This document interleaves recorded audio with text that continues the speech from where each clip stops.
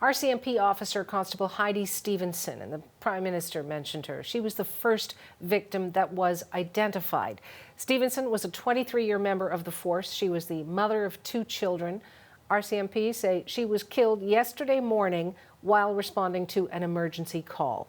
Now, last hour, Justin Trudeau praised Heidi Stevenson. He said she died in the line of duty while protecting others. CBC News has confirmed the names of more of the victims, and each one of those names is more than that. It's a story of a real person, and Arthi Pohl is working on those stories behind the names. What are you learning, Arthi?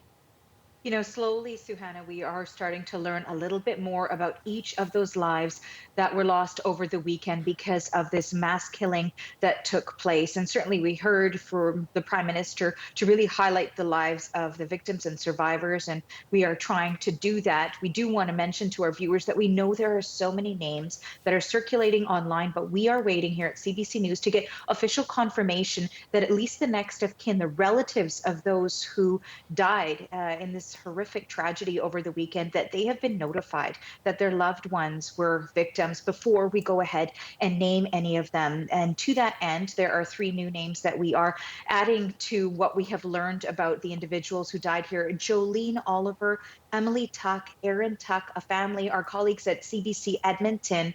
In fact, they were able to speak with a sister, and there's the images of the 3 of them, the sister of Jolene Oliver there, and they confirmed that the 3 of them had died. It's very difficult to deal with, particularly because at a time like this, we've been talking about this with coronavirus, traveling is so difficult. And so when you've got the sister in Alberta, certainly she can't travel to Nova Scotia at this time to honor her sister and the family there. Some other individuals who we've learned of as well, and they were honored or issued as there was a statement issued by the Victorian Order of Nurses for Canada to people who were confirmed. Heather O'Brien was one of those individuals. She was a licensed practical nurse, wife, mother, and grandmother. She shared her deep caring of others as a VON nurse for nearly 17 years. So that is part of what we've learned. And also when it comes to Heather O'Brien, there had previously been a message that had been posted on Facebook by her daughter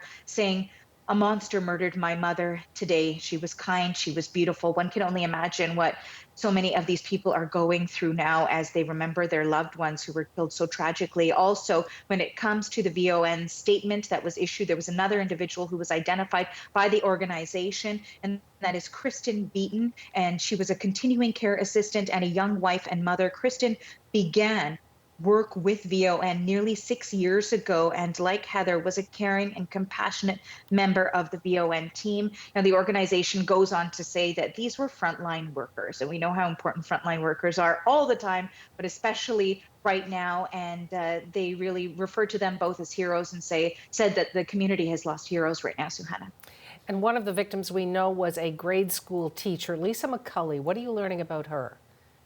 Yeah, this is another one of those stories where someone who has touched so many within the community. And so we know that Lisa McCulley, as you mentioned, and we do have an image of her to share with you now, and she was known as being compassionate and kind and loving and generous. And there was also a statement that was issued by the Nova Scotia Teachers Union. And in part, what they had to say is that the NSTU hearts are broken along with those of her colleagues and students at DeBert Elementary, as well as her family and friends who knew her not only as a passionate teacher, but as a shining love in their lives. And so that was the statement that was issued. We did hear our colleague in Nova Scotia also refer to some other victims. So I'll just briefly make mention of Sean McLeod, Alana Jenkins. They were correctional officers, and also Tom Bagley, one of their neighbors. So those are 3 of the individuals. And I just finally want to note, because of the difficulty in which people are finding in expressing their grief, we know that some individuals are posting messages outside in the community,